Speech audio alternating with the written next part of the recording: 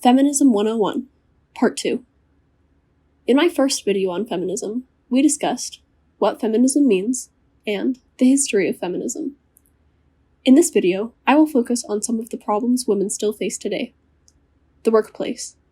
Even though most companies have policies against gender discrimination in the workplace, women are still being treated unequally, even in hypothetical situations. A meta-analysis, meaning an examination of data from a number of independent studies of the same subject in order to determine overall trends on gender discrimination in the workplace, found that, after controlling for human capital factors that could affect wages, like education level and work experience, women were paid 22% less than men. And, in experimental studies, when participants evaluate a man versus a woman who is matched on job performance, they choose to compensate men more. Meaning that in completely fake situations where a fake man and a fake woman have the exact same background and qualifications, people still choose to pay the man more. This study also found that given the same level of qualifications, managers are less likely to grant promotions to women compared with men. And that 52% of the 9,725 women surveyed reported that they had experienced gender harassment in the last year. From another study, 60% of instances were perpetrated by their supervisor or manager, or a person in a leadership role. How are women going to be promoted when they are being harassed by the people in leadership positions? This is just in the United States. Worldwide, women receive only 1/10 of the world's income and own less than 1% of the world's property. The home. Even in households where the mother and father work full-time, women find themselves doing disproportionately more housework and childcare.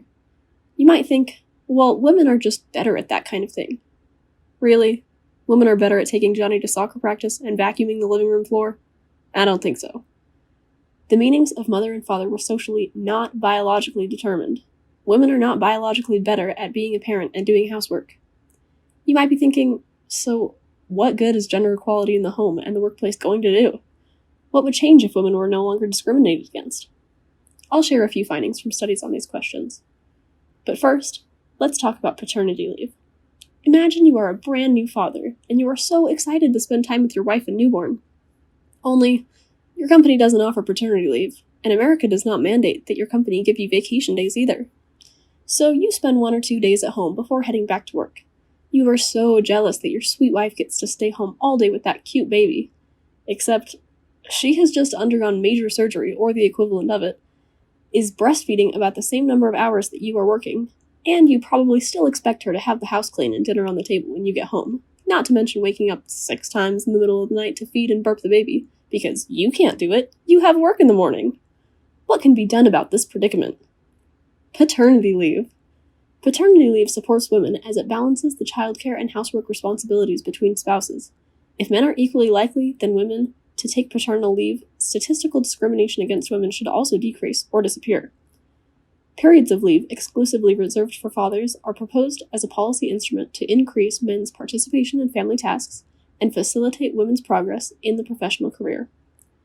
You can express interest in paternity leave to your government and company leaders. This change might be a far way off for America, but nothing will change if we don't bring it up. Here I include some miscellaneous findings on the benefits of gender equality. Gender equality in science, medicine, and global health has the potential to lead to substantial health, social, and economic gains. Any organization that is not gender diverse is failing to access and leverage talent. Gender diverse workplaces have improved productivity, innovation, decision-making, and employee retention and satisfaction. Gender equality will lead to much healthier and happier home and work environments. If you are wondering what you can do to promote gender equality, click on the next video, and I will explain a few situations in which you can promote equality and respect, as well as point you to some resources to find more information on the benefits of feminism.